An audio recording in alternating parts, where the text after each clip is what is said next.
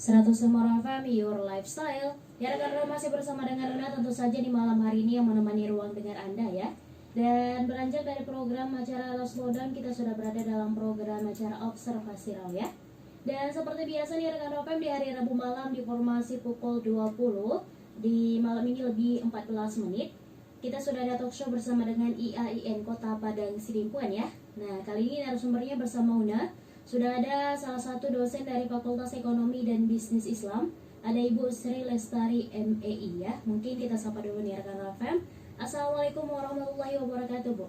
Waalaikumsalam warahmatullahi wabarakatuh. Gimana kabarnya di malam hari ini, Bu? Alhamdulillah, di hujan-hujan begini sehat. Alhamdulillah. Tadi perjalanan dari rumah kemarin masih tetap hujannya deras ya, Bu? Hujannya deras. Iya. Semoga rezekinya juga begitu. Amin. Mudah-mudahan ya, Bu. Iya. Karena rahmat yang mengalir begitu deras ya. Iya. Mudah-mudahan. Tema kita di malam hari ini adalah pembukuan sederhana untuk usaha kecil ya, Bu. Iya. Nah, kira-kira sebelum Ibu menjelaskan tentang tema kita di malam hari ini, kenapa Ibu mengambil tema kita di malam hari ini adalah pembukuan sederhana untuk usaha kecil? Ya, baik. Sebenarnya pembukuan sederhana ini sangat bermanfaat untuk siapa saja, bukan hanya pengusaha kecil. Jadi untuk siapa saja sangat bermanfaat, apalagi usaha kecil seperti itu ya. Misal, seringkali terjadi seorang pengusaha itu walaupun dia merasa usahanya masih kecil, menggabungkan antara uang pribadi dengan uang hasil dari ataupun uang dari usahanya seperti itu. Padahal seharusnya uang pribadi, uang usaha ya uang usaha seperti itu. Karena di situ kita baru bisa memakai uang usaha itu setelah keuntungan seperti itu. Jadi kalau masih bercampur antara uang modal, belum lagi biaya-biaya lainnya, kita sudah pakai, kita tidak tahu keuntungan kita berapa seperti itu. Dan mungkin itu yang membuat usaha seseorang itu bisa gulung tikar. Oke. Ya, Bu, terima kasih banyak dan kita masuk pada materi kita pembukuan sederhana untuk usaha kecil. Mungkin boleh langsung Ibu jelaskan tentang materi kita di malam hari ini dulu. Baik, pencatatan sederhana untuk usaha kecil. Di dalam Al-Quran juga di surah Al-Baqarah ayat 282 ditegaskan bahwasanya jika seseorang bermuamalah tidak secara tunai untuk waktu yang ditentukan, maka haruslah dia mencatat. Nah, jadi di sini dari situ juga bisa kita jadikan rujukan atau acuan bahwasanya kenapa sih perlu pencatatan? Karena sifat lupa, khilaf ada pada diri setiap manusia seperti itu. Jadi mungkin hari ini daya ingat kita bisa mungkin sampai 1 minggu ke depan. Setelah 1 bulan, 2 bulan, setahun, nah belum tentu kita bisa mengingat hal-hal yang terjadi pada hari ini seperti itu. Jadi dengan adanya proses pencatatan atau lebih dikenal dengan pembukuan, kenapa di sini disebut dengan pembukuan sederhana? Karena kita belum berbicara tentang laporan arus kas, neraca, laporan laba rugi, bukan jurnal, bukan. Tapi di sini bagaimana sih kita memanajemen diri kita sendiri dengan proses pencatatan sederhana ini memberikan seseorang misalnya usaha kecil itu masih kecil seperti itu kan. Padahal aliran kas masuk itu ada, aliran kas keluar itu ada. Setiap hari akan terjadi seperti itu. Jadi mungkin rasa lupa itu akan muncul. Berapa sih yang saya keluarkan hari ini? Jadi dengan adanya pencatatan, dengan mulai dari tanggal, waktu, runtutan dari tiap transaksi yang dilakukan, maka seseorang itu bisa flashback dari pencatatan-pencatatan yang dia sudah buat seperti itu.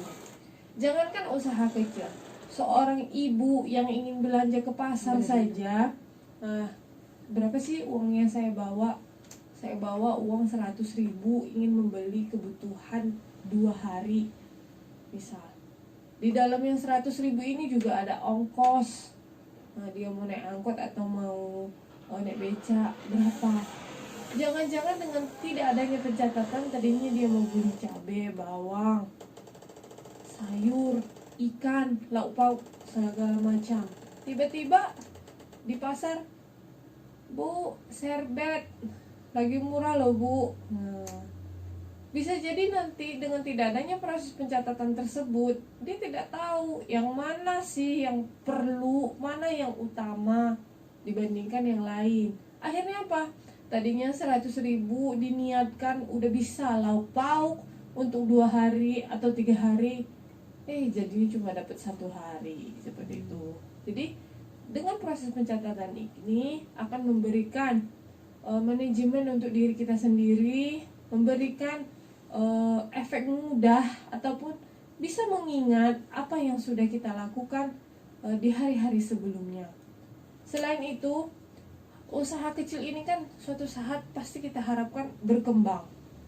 Jadi setelah berkembanglah efeknya baru akan lebih terasa dengan adanya pencatatan sederhana. Dari sini bisa dilihat, pertama, tadi uang saya sepertinya 500.000, kok hilang ya? Sering kan kita merasa seperti itu.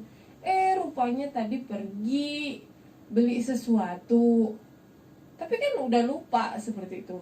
Jadi dengan adanya pembukuan ini meminimalisir resiko kehilangan. Jadi tadinya kita berburuk sangka, tadinya kita suuzon lah, uang saya kemana, hilang, diambil orang atau seperti apa. Ternyata uang itu bisa kita lihat kemana keluarnya, berapa masuknya. Dia tadi kasih berapa, kita bisa ingat. Kemudian dengan adanya pencatatan ini, kita juga seorang pengusaha akan sadar akan kewajibannya. Misalnya dia peroleh uang laba kotornya, misalnya dia dapat 50 juta, bahagia. Ternyata di dalamnya masih ada pajak, biaya-biaya lainnya, listrik, air. Dia merasa itu semua keuntungan. Tiba-tiba berpoya-poya, ininya nunggak semua. Ketika bulan depannya bagaimana, tahun depannya bagaimana, seperti itu. Jadi dengan adanya pencatatan sederhana, ya kita sadar akan apa saja kewajiban kita. Kemudian aset. Dengan adanya proses pencatatan, kita tahu aset kita itu kita beli kapan, kira-kira umurnya ini berapa, kapan perlu diservis, kemudian kapan perlu diganti. Jadi dengan begitu kita akan tahu laba rugi kita seperti apa, kemudian persiapan kita untuk membeli kembali atau mengeluarkan dana untuk servis dari harta ataupun sesuatu yang sudah kita beli yang membutuhkan servis atau penggantian seperti itu. Kemudian kita sadar piutang ataupun utang kita berapa, uang kita sama orang berapa sih, utang kita juga sama orang lain berapa, seperti itu. Dengan adanya proses pencatatan tersebut, kita akan lebih mawas diri. Uang saya banyak, utangnya banyak, gimana? Atau uang saya sedikit, piutang juga masih banyak, seperti itu. Jadi kita sadar, jadi seorang pengusaha itu dia jadinya lebih sehat usahanya dengan adanya pencatatan. Selain itu, bisa mengontrol biaya operasional. Karena setiap pencatatan yang kita punya itu punya riwayat, di mana ada tanggal, waktunya kapan. Jadi dia semakin rapi, semakin bagus, maka pencatatan itu juga akan lebih bisa kita kontrol bagaimana sih keuangan dari sebuah usaha tersebut. Biaya operasionalnya berapa? Misalnya saya punya ruko itu berapa sih biaya operasionalnya? Yang kita lihat cuma mungkin kontrakannya. Listriknya berapa? Arusnya berapa? Airnya berapa? Kemudian biaya misalnya retribusinya berapa? Kita nggak bisa lihat kalau kita nggak punya pencatatan. Tapi dengan ada pencatatan bisa kita lihat riwayatnya, apa saja sih yang dibutuhkan untuk operasional dari ruko saya ini, seperti itu. Kemudian untuk masa depan, progres bisa dilihat dari pencatatan ini. Kalau rugi ngapain dilanjutkan, seperti itu. Atau dari pembukuan ini kita lihat kemana sih tujuan dari usaha tersebut. Misalnya pelanggan terbanyak itu siapa?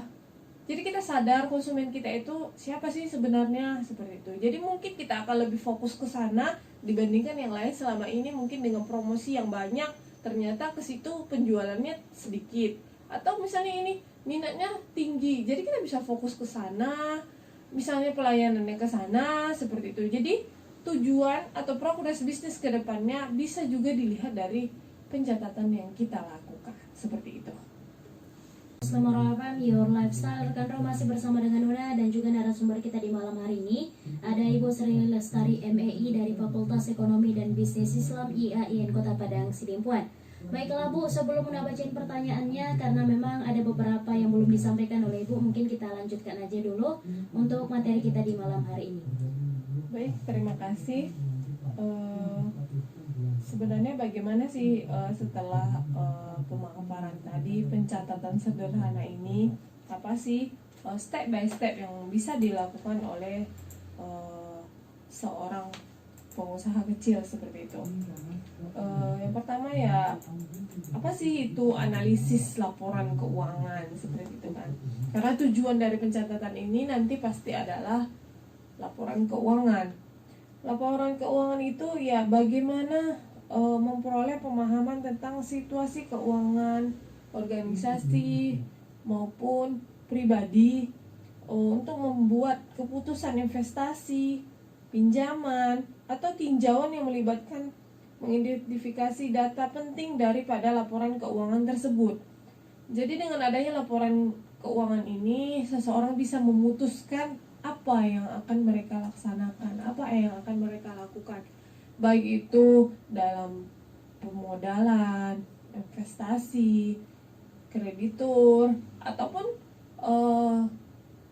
secara sederhananya lah, seorang pengusaha itu dia bisa menentukan apa perlu saya melebarkan sayap atau apa perlu saya menambah mesin, seperti itu. Jadi dengan adanya laporan keuangan ini, mereka akan tahu trennya, bisa menganalisis proporsinya seperti apa. Kemudian adapun cara pembuatan buku sederhana ini, yang pertama adanya catatan pengeluaran. Yang pertama itu dibuat adalah catatan pengeluaran. Kenapa sih pengeluaran? Karena pengeluaran ini lebih urgent. Kita merasa kehilangan seperti yang saya bilang di awal tadi, ini di pengeluaran. Jadi kita bahagia memperoleh uang, mengeluarkannya bahagia juga sih sebenarnya, tapi pasti ada yang kita rasakan, oh uang saya berkurang dengan adanya pengeluaran, seperti itu. Apa saja sih jenis pengeluaran ini? Ya seminim mungkin, baik pembayaran gaji, pembelian barang-barang baik sesederhana apapun, misalnya staples, alat tulis. Misalnya beli pulpen 1.000, perlu dicatat? Ya perlu, karena 1.000 itu dikali lipatkan berapa, bisa jadi 1 miliar kan. Nah seperti itu. Kemudian apa saja lagi catatan pengeluaran? Bahkan saya pernah menemukan seorang pengusaha, dia toko kue. Jadi dia ingin memberikan bingkisan kepada almarhum ayah saya, ya berupa kue, oleh-oleh seperti itu. Jadi dia bayar itu di kasir. Dia bayar itu di kasir, baru dia kasih ke ayah saya kuenya. Dengan arti dia sudah membedakan antara uang pribadi dengan uang perusahaan. Padahal itu toko dia, punya dia harus bayar. Seperti itu. Kemudian juga saya pernah dapat toko.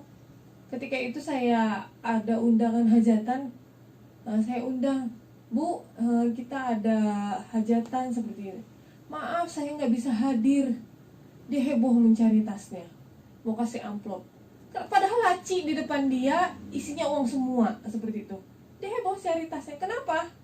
Dia merasa itu belum uang dia sepenuhnya, karena belum dikelola, belum ada laporannya, seperti itu. Belum itu belum tahu laba atau rugi seperti itu. Jadi pengeluaran ini wajib dicatat. Kita buat tanggalnya lengkap dengan jenis transaksi yang dilakukan apa, buktinya apa. Misalnya kwitansi atau nota jual beli atau seperti apapun itu ada bukti seperti itu. Kemudian selanjutnya adalah catatan pemasukan. Apa saja catatan pemasukan ini? Ya termasuklah pendapatan, penjualan, kemudian piutang yang sudah dibayarkan, utang orang ke kita yang sudah dia bayarkan, berarti kan sudah lunas seperti itu, berarti itu adalah uang masuk buat kita. Kemudian apalagi ya berbagai jenis pemasukan mulai dari ya penjualan sekecil apapun itu harus kita masukkan ke catatan pemasukan. Kemudian setelah itu apalagi step selanjutnya yaitu pembuatan buku kas utama. Buku kas utama ini berisi setelah tadi ada catatan pengeluaran, ada catatan pemasukan, ini kita gabung antara pengeluaran dan pemasukan. Baik itu mau kita buat bulanan, mau buat mingguan, tapi biasanya bulanan ya. Jadi bisa kita lihat balance kah antara pengeluaran dan pemasukan seperti itu. Kemudian setelah itu jadi bisa kita analisis, bisa kita lihat keadaan kas kita seperti apa. Setelah itu apalagi step selanjutnya? Ini sangat penting, buku stok. Buku stok ini stok apapun itu harus dicatat. Baik itu misalnya kemasan. Jadi dengan adanya buku stok kemasan ini, jangan sampai usaha kita sudah ready barangnya nggak bisa dijual karena kemasannya belum selesai atau kemasannya habis seperti itu. Jadi nggak bisa dijual karena dia bungkusnya nggak ada seperti itu. Ini sering terjadi di pedagang kecil. PT satokin butet habis plastik mewah. Jadinya orang antri atau misalnya nggak jadi beli deh gitu. Seperti itu. Kenapa? Dia lupa stoknya. Dan itu harus kita bisa tahu. Dengan adanya buku stok kita akan tahu berapa keperluan kita dalam satu hari dengan benda-benda atau barang-barang yang kita butuhkan. Misalnya lagi stok bahan baku itu urgent sekali. Jangan sempat karyawan sudah datang sia-sia kita menggaji satu hari karena bahan baku tidak kita sediakan. Atau misalnya bahan baku karyawan sudah masuk jam 7.30, bahan baku datang jam 12. Ya sayang waktu, jadi tidak produktif seperti itu. Kemudian dengan adanya stok ini kita juga akan bisa melihat berapa biaya-biaya yang kita butuhkan untuk produksi dari usaha yang kita miliki. Baik sekecil apapun seperti itu. Misalnya dia jual bakso pentol, berapa ons sih yang dia butuhkan plastik putih itu, tusuk lidi itu. Jadi dia bisa memperkirakan berapa yang dia butuhkan. Jadi sehingga sebenarnya seseorang itu akan lebih rugi ketika dia belanja setiap hari. Yang dia keluarkan untuk biaya operasional ongkos pasti akan bertambah. Misalnya dari tempat usahanya ke pasar ongkosnya 2.000. Dengan dia belanja sekali 3 hari, satu hari 4.000, 3 hari 12.000. Harusnya sekali 3 hari saja cukup mengeluarkan uang 4.000. Tapi terkadang orang nggak berpikir ke sana kan. Pokoknya saya belanja setiap hari seperti itu. Padahal mungkin ada barang-barang tertentu yang bisa di stok, tidak rusak, tidak busuk, ataupun bisa mempermudah seseorang untuk melakukan produksinya. Selanjutnya inventaris. Seorang pengusaha yang baik itu harus bisa menuliskan apa saja inventaris yang dia miliki, baik itu yang dibeli sendiri maupun hibah dari orang lain. Misalnya dia pengusaha di bidang kuliner, misalnya pengelolaan kue, dia dapat bantuan nih dari pemerintah 3 open. Karena amburadul atau sebagaimana nggak ingat opennya kemana, seperti itu. Dengan adanya buku inventaris, dia bisa lihat berapa sih milik saya, berapa yang saya beli, berapa yang dihibahkan, apa saja peralatan yang saya beli, seperti itu. Jangan sempat sekali seminggu beli pisau, sering terjadi seperti itu kan. Sekali sebulan beli sendok. Jadi ini sebenarnya biaya-biaya seperti ini membuat sebuah usaha itu akan lebih sedikit keuntungan yang dia peroleh, akan banyak resiko seperti itu. Kemudian yang terakhir adalah buku laba rugi. Dari semua pencatatan yang terjadi ini, kita analisis, kita gabungkan, kita buatlah kita laba atau rugi, seperti itu.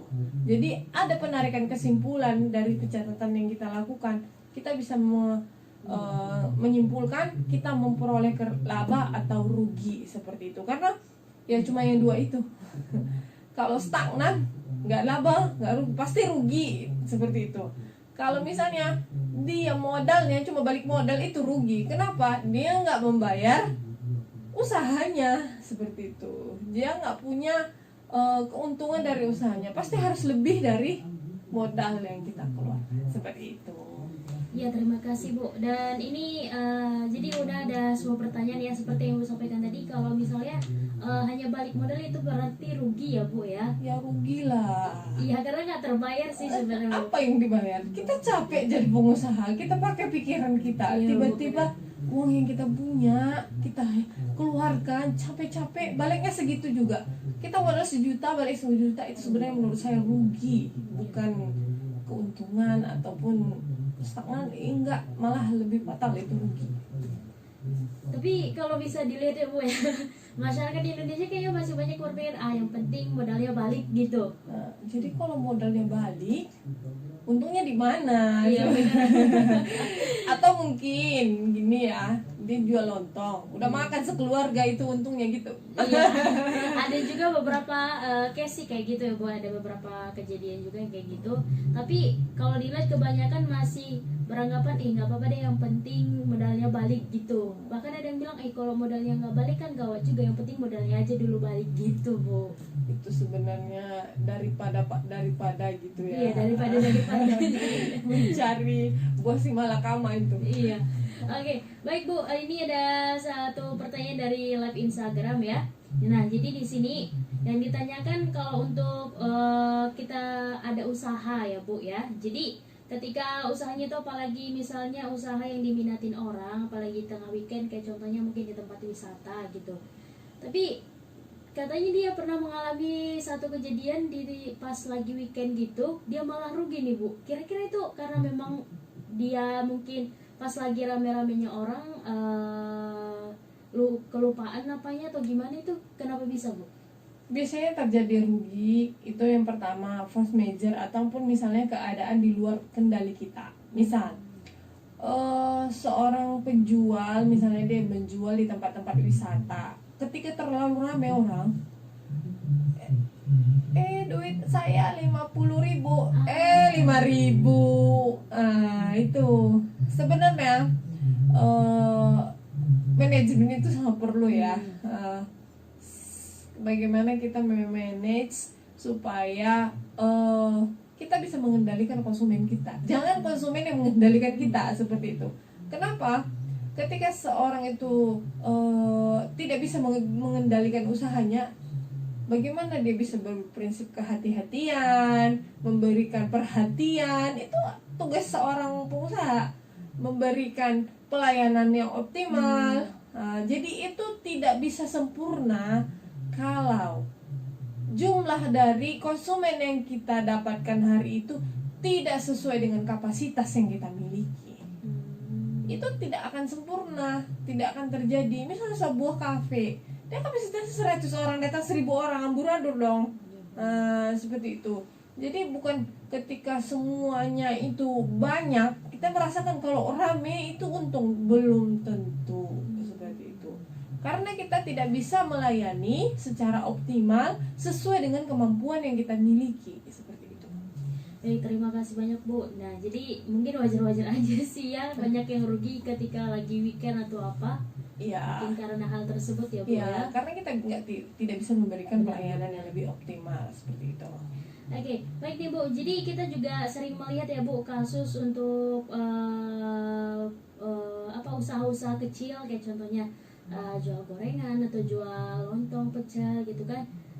Nah ini ada tentang mempersiapkan buku stok barang ya Bu ya. Itu sering banget kejadian ya, tiba-tiba stoknya nggak ada gitu tapi masih aja diterima gitu ya Bu kan. Tapi seharusnya memang kalau untuk kayak gitu apalagi yang tempatnya ramai mungkin bisa diperkirakan ya Bu ya. Jadi kalau menurut Ibu yang seperti itu bagaimana Bu? Ya, itulah salah satu fungsi dari pencatatan ini. Kita bisa mengukur daya mampu kita itu sebesar apa sih. Kapasitas yang kita miliki untuk melayani orang berapa orang. Kapasitas yang kita miliki misalnya membuat gorengan. Saya cuma mampu membuat 1000 gorengan satu hari, jangan dipaksa 10.000. Nanti sakit ya kan. Baik orangnya sakit, usahanya pun bisa sakit seperti itu. Kenapa? Tadinya gorengannya misalnya ukurannya standar ya, jadi minimalis. Jadi keuntungannya kita per hari ini maksimal, tapi membuat minimal di masa yang akan datang. Kenapa? Konsumen tidak loyal lagi. Itu sangat diperlukan. Konsumen yang loyal itu lebih dibutuhkan daripada konsumen dadakan. Karena itu akan menjaga stabilitas dari usaha tersebut secara berkepanjangan.